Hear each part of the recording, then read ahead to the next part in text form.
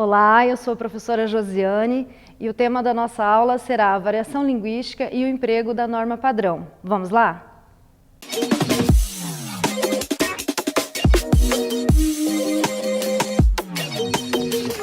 Muito bem. Ao falar de variação linguística e o emprego da norma padrão, eu gostaria de fazer a seguinte pergunta a você. Imagina, voltando ao passado, em 1500, quando Cabral chegou ao Brasil e Pero Vaz de Caminha tinha que escrever uma carta ao rei de Portugal, notificando sobre o que eles encontraram aqui nessa terra desconhecida. Se pegarmos esse texto de 1500 para ler agora no século XXI, será que nós iríamos compreender? Isso com certeza nós teríamos muita dificuldade para compreender esse texto, porque é um texto que foi escrito em 1500, né, e a língua evoluiu até chegar ao século XXI. As línguas manifestadas, ela pode mudar de acordo com o tempo, com a idade, classe social, região ou situação. Esse fenômeno nós chamamos de variação linguística. A variação linguística, ela tem uma classificação. Vamos começar então a falar da variação histórica. O que é a variação histórica? A língua ela muda no decorrer do tempo. Então, quando nós pegamos essa carta de Pero Vaz de Caminha para ler, com certeza pouca coisa nós vamos compreender, certo? Como exemplo dessa variação histórica, eu trouxe um trecho dessa carta. Primeiro a carta original, o trecho original de 1500 e depois a adaptação para o nosso português do século XXI. Muito bem, começa assim. Senhor, posto que o capitão mor desta vossa frota e assim os outros capitães escrepuam a vossa alteza a noa do achamento dessa vossa terra. Noa que se ora nesta naue, garçom achou, não deixarei também de dar disso minha conta a vossa alteza. Veja que poucas palavras são idênticas com o nosso português atual. Fazendo a adaptação, nós temos o seguinte texto. Senhor, já que o capitão mor dessa vossa frota e também os outros capitães escreveram a vossa alteza a notícia do descobrimento dessa vossa terra, que agora nessa navegação foi achada, não deixarei também de dar disso o meu depoimento a vossa alteza. Tem algumas palavras que são parecidas e outras que são totalmente diferentes. Escrepuam, né? Seria hoje para nós o escreveram. Nós temos também a palavra deixarei, que no português contemporâneo nós podemos fazer a adaptação para a palavra deixarei. E dentre outras palavras que nós podemos encontrar nesse texto de 1500, que estão bem distantes do nosso português contemporâneo. Então, por mais que eles naquela época tivessem escrito esse texto, essa carta, utilizando o que era convencionado como variante culta, variante padrão, veja que houve uma evolução. Então, a língua ela muda sim. E o primeiro fator que eu estou apresentando a vocês é o fator histórico. Bom, então quer dizer que com o tempo algumas palavras elas deixam de ser usadas. Nós chamamos isso de arcaísmo. Então, termos que eram falados ou escritos no passado, hoje já está em desuso. Por exemplo, a palavra chumbrega. Chumbrega significava algo de má qualidade, e pão, no passado, era uma gíria que se referia a pessoas bonitas. Hoje não se usa mais esses termos. As gírias, elas também vão se modificando, elas vão deixando de ser usadas ou elas vão assumindo novos significados. Por exemplo, pão, ele tinha um sentido ampliado, não era um sentido literal como nós temos hoje. Então, deixou de usar esse termo pão no sentido ampliado e agora nós usamos o pão só no sentido literal, que é um alimento. Muito bem, além disso, nós temos essas palavras que deixam de ser usadas, né? Elas ficam guardadinhas lá na gaveta, e também tem novas palavras que são incorporadas à língua portuguesa. A esse fenômeno nós chamamos de neologismos. O que é neologismo? Novas palavras, novos conceitos que são incorporados à língua. Então, exemplos de neologismos são vários, principalmente com a questão da informática, com a questão das redes sociais, tão presente no século XXI, essas palavras novas elas vão surgindo no nosso vocabulário e nós vamos incorporando a nossa língua. Nós temos aí a palavra deletar, que é de origem inglesa, né? E nós incorporamos na língua portuguesa. Hoje nós temos esse verbo deletar. E eu posso dizer, eu deletei, né? Você deletou. Então, que era uma palavra que há um tempo atrás era só usada na língua estrangeira, que é a língua inglesa. Bom, além desses dois exemplos que eu passei para vocês de arcaísmos e neologismos, nós podemos também fazer vamos fazer uma retrospectiva da palavra você. A palavra você, outrora, no passado, nós utilizamos o termo vossa mercê. E com o tempo foi mudando e ela foi tomando um novo corpo e se tornou vós-me-cê. E posteriormente você, e hoje ela já tem essa forma, né, na fala, bem abreviada, que é o se. Bom, e a gramática, como que fica? A gramática muda também no decorrer do tempo, ela acompanha essa evolução. A gramática, às vezes, acompanha quando é um uso muito recorrente, né, na fala e até na escrita dos falantes da língua portuguesa. E aí, quando não percebe-se que não faz mais sentido aquelas regras e aqueles termos que estavam lá na gramática enquanto norma, então ela vai fazer o quê? Ela vai fazer uma modificação, por isso existem as reformas ortográficas, né? Nós temos aí o caso dos hiatos i e u, né, que no passado, antes da reforma ortográfica de 1943, para deixar claro que esse i e esse u era o hiato, tinha acompanhado a letra H. A letra H acompanhava essas duas vogais.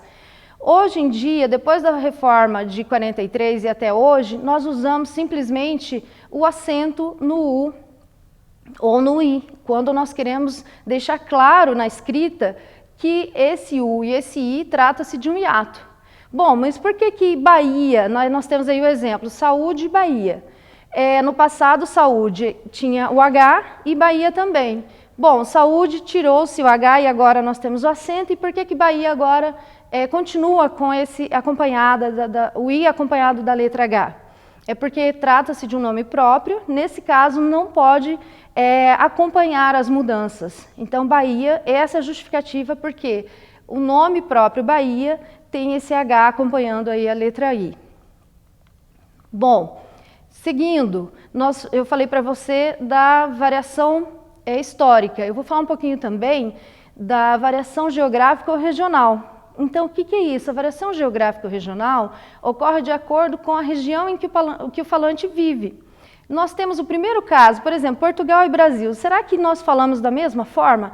Nós falamos, todo mundo diz, é o português. Mas será que o português de Portugal é igual ao do Brasil? Na fala, é muito distante a maneira como os portugueses falam e a maneira como os brasileiros falam. Já na escrita, nós temos a questão da gramática, que vai frear um pouco essa mudança, essa evolução. Bom, nós temos aí algum exemplo. Camisola em Portugal, no Brasil significa blusa. Telemóvel em Portugal, no Brasil significa celular. Continuando com os exemplos de variação geográfica, nós temos a questão do sotaque. Tem algumas regiões do Brasil que o timbre do O ele é falado, pronunciado aberto, principalmente no Nordeste e no Norte também. Já no Sudeste, aqui em Mato Grosso do Sul, nós utilizamos, quando nós pronunciamos esse O, geralmente o timbre é fechado. No vocabulário, aipim, macaxeira ou mandioca. Então, dependendo da região, nós vamos utilizar termos diferentes para dizer uma mesma coisa. Jerimum, abóbora. Então, por exemplo, lá no Nordeste usa-se o termo macaxeira. Aqui em Mato Grosso do Sul nós usamos o termo mandioca. Já em São Paulo, talvez Rio de Janeiro, aipim. No Nordeste fala-se jerimum. E aqui em Mato Grosso do Sul, abóbora. As expressões. Também é muito comum, de acordo com a região, ter diferentes expressões, né, interjeições. e com o mesmo significado, mas a maneira de se expressar é diferente. Por exemplo, lá no Pará, quando as pessoas, o termo égua, ele pode ser dito para várias situações, principalmente numa situação de espanto. Nossa, aqui em Mato Grosso do Sul nós falamos pior, no sentido de estar concordando, verdade. Então, olha só, nós utilizamos o pior não no sentido negativo, né? Mas no sentido de estar concordando com algo. Além da variação geográfica, nós temos também a variação sociocultural. O que seria a variação sociocultural? Então, são os aspectos sociais e culturais de cada falante que interferem nessa variação da língua. O que seriam esses aspectos sociais e cultural? Então, o nível aspecto social, se a pessoa, digamos assim, ela pertence a uma classe mais privilegiada, menos privilegiada, cultural, né? Quais os acessos, a que tipo de cultura essa pessoa tem. Então, isso tudo vai refletir na sua fala. Então, por exemplo, nós temos os casos do rap, né, que já é uma cultura mais marginal, uma cultura mais de periferia, né? Nós temos várias outras manifestações artísticas que não pertencem à cultura dos falantes mais privilegiados, né? Que nem por isso deixa de ser rica, deixa de ser importante para a sociedade, principalmente para a comunidade de onde saem esses artistas. E continuando nessa questão do aspecto social e cultural, nós temos também a questão da profissão. Por exemplo, um médico, ele vai usar termos que são específicos da sua profissão. Cardiopatia, taquicardia. Um advogado, numa situação em que ele está atuando, ele pode usar termos também que são específicos da sua profissão. Jurisprudência, habeas corpus, os grupos sociais, aí vem a questão das gírias. Dependendo do grupo social, nós temos diferentes gírias para manifestar, né, se manifestar através da língua. A questão do sexo, isso também determina a variante? Sim. Por exemplo, as mulheres, elas costumam, né, isso já foi estudado, a usar mais diminutivos do que os homens, né? Então, assim, bonitinho, lindinho, fofinho, isso é mais, assim, usado, né, utilizado, é um termo que é mais utilizado pelas mulheres. A questão do nível econômico também influencia? Também influencia. Por exemplo, as pessoas que têm mais acesso a escola, a faculdade, a leitura, ao texto escrito formal, tem uma variante diferente de uma pessoa que já teve menos acesso à escola, menos oportunidade, de repente, de fazer um curso superior. A fala, essa manifestação por meio da fala e da escrita vai ser diferente. E também temos a questão da variação citacional, que vai implicar nessa questão da fala, né? Que é em que contexto o falante utiliza essa língua, para quem ele fala, né? E com qual intenção. A variante situacional, você pode ter o domínio da norma culta, mas dependendo da situação, você vai utilizar uma linguagem mais informal. Então, um vocabulário pessoal, afetivo, quando você fala com pessoas mais próximas, né? E também você pode transitar entre esse formal e informal. O formal seria um vocabulário mais técnico, mais objetivo, dependendo da situação em que você está vivenciando, né? E aí eu trouxe um exemplo de duas situações, uma formal e uma informal, utilizando como recurso o WhatsApp, né? E aí, mas o WhatsApp são só conversas informais? Não, nós podemos utilizar também o WhatsApp para ter conversas formais, né? Então, nós temos aí o exemplo. Boa tarde, Roberto, como vai? Me chamo Augusto, sou executivo, e ele vai se apresentando. Aqui, como é uma situação de cliente, né? É um possível cliente que ele está querendo conquistar, a empresa vai ter que usar uns termos mais formais possíveis. Não é um amigo que você está batendo papo no WhatsApp. Como, por exemplo, esse caso aqui. Ei, mana, tu colocou o colírio no olho da Meg? Sim, de manhã cedo. Valeu, arrasou. Então, veja bem a diferença. Utilizando o mesmo recurso, que é o WhatsApp, né? Nós temos aí duas formas de se comunicar, uma mais formal e uma menos formal. O que foi o fator preponderante aí? Foi o objetivo para quem você estava falando, por que você estava falando, né? Então, tudo isso tem que ser levado em consideração. Bom, e eu trouxe 2 exemplos aqui para discutir um pouco essa questão. Quais são os critérios que definem o que é certo e o que é errado na língua? Né? Então, por que nós falamos? Se existem essas variações na língua, se têm que ser consideradas, né? Então, por que é comum ouvir falar, olha, isso é certo, isso é errado? O que define isso? Quais são os critérios? Então, eu tenho 2 frases aí. Os 2 rolou no chão e os 2 rolaram no chão. Então, veja bem, as 2 frases, elas conseguiram passar uma mensagem ao leitor. Pelas 2 frases, eu consigo entender do que se trata. Mas o que define se uma frase a frase 1 está errada e a frase 2 está certa? Então, veja bem, uma das referências que nós usamos para falar de regras gramaticais, para falar o que é certo, o que é errado, elas estão prescritas nas gramáticas, dicionários, livros didáticos, textos literários e tem como função normatizar o uso da língua, ou seja, ela serve como modelo de uso da língua. Quando nós falamos, então, em prescrição, falamos de gramática normativa, nós estamos falando de receita, não exatamente do bolo, é a receita. Então, a receita é aquilo que você tem lá, posto, que você tem lá na internet, no caderninho da mãe, da avó. Essa receita é aquilo que você quer chegar até ela, você quer chegar à perfeição daquilo que está ali, que está sendo dito para você fazer. Mas será que nós chegamos, às vezes, será que toda vez que eu pego uma receita eu consigo fazer de tal forma como se pede lá no texto? Então, olha só, a norma padrão seria essa receita, tá? E não necessariamente o bolo. A norma culta é o bolo, ou a variante prestígio e as outras variantes. Então, é aquilo que você consegue fazer a partir dessa receita. Então, o que é a norma padrão?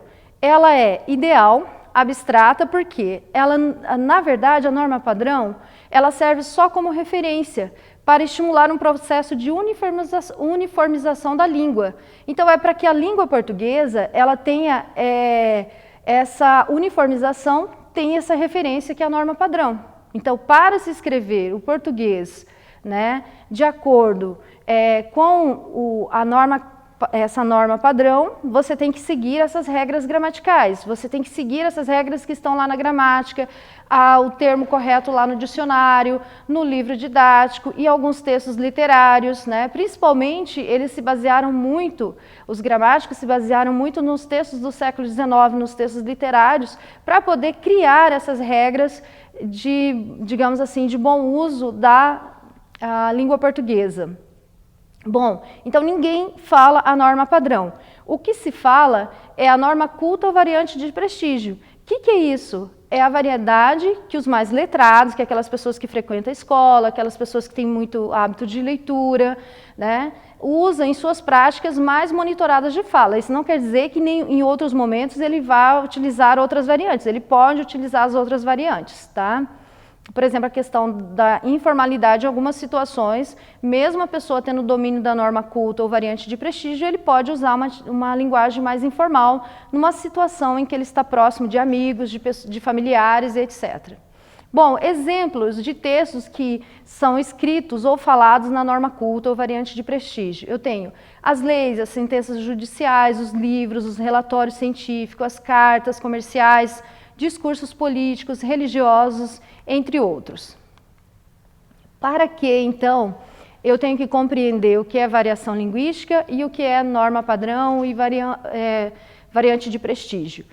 Isso vai permitir o aluno utilizar a linguagem em diferentes modalidades e registros, né, adequando as mais variadas formas de comunicação e também deixar de lado os preconceitos. Isso é importante para compreender que a língua, ela flui, ela é viva, né? E está dentro de nós, não está dentro do livro. Então, aquilo que está no livro, na gramática, é só uma receita que devemos seguir para ter o domínio da norma culta, porque a norma culta, a norma de prestígio, é um direito nosso. É um direito. E onde nós podemos fazer valer esse direito? Nas escolas. A escola tem essa função de ensinar ao aluno a norma culta e norma variante de prestígio, né, de acordo com o que se prescreve na norma padrão, para que esse aluno vivencie esse direito de maneira plena. Espero que você tenha gostado da aula de hoje, do tema variação linguística e o uso da norma padrão, e que vocês façam bom proveito das aulas de língua portuguesa, principalmente desse tema de hoje, e assista esta e outras aulas no nosso canal no YouTube, TV Remy Campo Grande. Até a próxima aula!